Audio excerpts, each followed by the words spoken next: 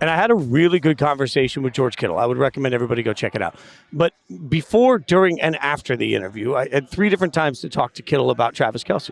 And the funny thing is, Kittle kept stressing the fact that for everybody that says that Kelce's down because the numbers don't look the same, first and foremost, said, he had about 25 catches more than I did this season. Secondly, he said, if you watch the film, he's still putting on a clinic. He's still the best at what he does. Every single tight end we talked to today gave Kelce the nod as the best guy currently, not overall, but like right now, who's the best tight end in the NFL? They all said Kelce. We're sitting here saying that Kelce is broken. I'm not broken. Kelce's not himself. Bowers, if we're talking about best in the NFL, I just wouldn't be suck up here right there. Brock Bowers is way better than he's. I mean, Kelce's one of the greatest of all time, and could he come up with a 100-yard game here? Sure, why not? He doesn't need to come up with a 100-yard game, but could he come up with 2 touchdowns in this game? Hell yes, maybe. And that would be big. That would be big. Well, but I don't think Philly comes into this game. C-Rob just that nervous about him. Yeah. What? He showed up. He was out of shape this year. He showed up. He's 34 this year. He had fun in the off season. Okay, Taylor Swift tour is a lot of fun. There are certain things going on in his life that are a lot of fun right now. He's celebrating, enjoying himself, traveling.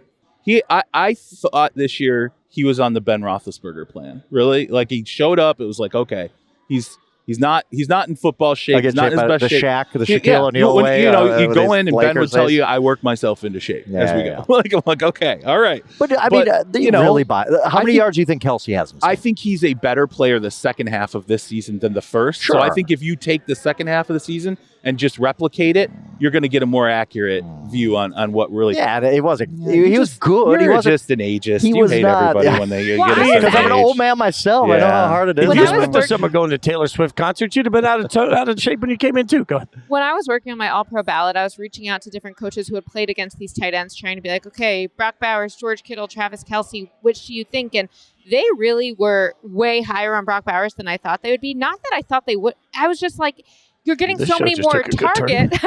Yeah, tell me more. I was surprised because I was like, he's getting so many more targets, but is what he's doing at a higher level, or is there just nobody else on that team?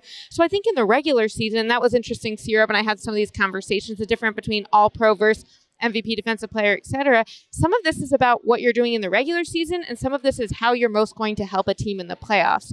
I think that the best players, like this is why with the Bills versus Chiefs, I think the Bills will beat them most often in the regular season as they have. But the Chiefs and Travis Kelce and Patrick Mahomes go to another level in the playoffs. I also think going back to Frank's point on this idea of a team evolving during its dynasty, I think the best teams, yes, the Chiefs happen to win 15-2. I mean, they won 15 games this year, which the Patriots often didn't do that. But the best teams, the Sean McVays this year, Bill Belichick in previous years, they're not winning games at the beginning of the season because they know if they stay the same, when it comes January, they're out. But if they evolve and they have the growing pains in September and October, by January, they'll be at that level with a new plan that people didn't anticipate last year and be able to rise.